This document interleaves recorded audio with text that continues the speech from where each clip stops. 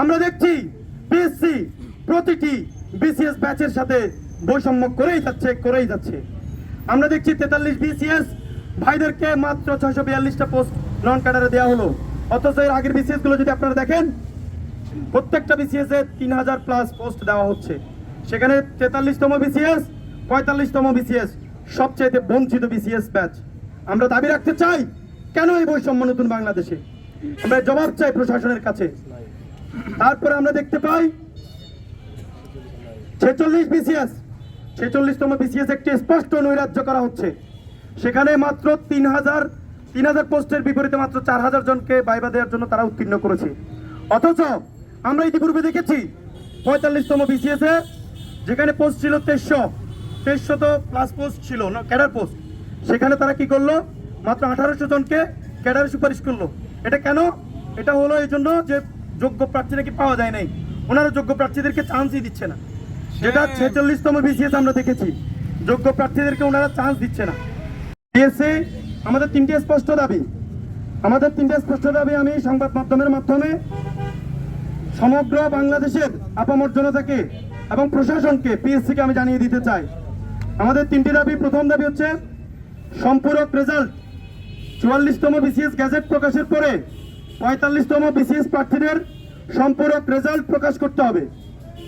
এবং দ্বিতীয় দাবি, নন ক্যাডারে যে আমাদের পোস্টগুলো কেটে নেওয়া হয়েছে, বাদ দেওয়া হয়েছে, সেই পোস্টগুলো প্রদানপূর্বক অধিযাচনের মাধ্যমে নতুন পোস্ট যোগ করে, যেভাবে 44তম বিসিএস কে 4000 পোস্ট দেওয়া হয়েছে, আমাদেরকে কেন 545টা পোস্ট দেওয়া হলো? আমরা কি একই পরীক্ষা উত্তীর্ণ হয়ে আসি নাই? আমাদের রিটার্নের পরীক্ষা 2 বার মূল্যায়ন করা হয়েছে, আমাদের রিটার্নের খাতা 2 বার মূল্যায়ন করা হয়েছে, অথচ আমাদের নন ক্যাডার পোস্টটা পিএসসি কেটে রেখে দিছে। তারা কি করবে? সেখান থেকে তারা নতুন করে বিজ্ঞপ্তি দিয়ে সেখান থেকে তারা নতুন করে নিয়োগ বাণিজ্য করার একটি পায় তারা করছে।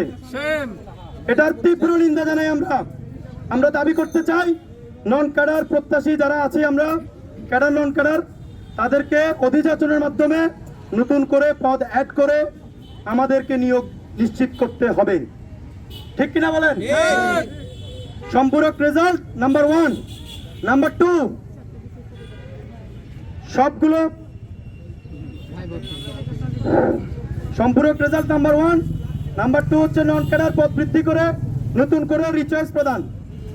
3 নম্বর হচ্ছে আমাদের প্রিলি রিটার্ন এবং ভাইবার মার্কস প্রকাশ করতে হবে। কে কত মার্কস পেয়ে নিয়োগ পাচ্ছে সেটা জানার অধিকার আমাদের আছে। আপনারা চাইলেই কোন স্বৈরাচারের দোষরকে আপনারা চাইলেই ভাইভাতে অসীম একটা মার্কস দিয়ে তাদেরকে নিয়োগ দিতে পারেন না, সেটাই করছেন আপনারা।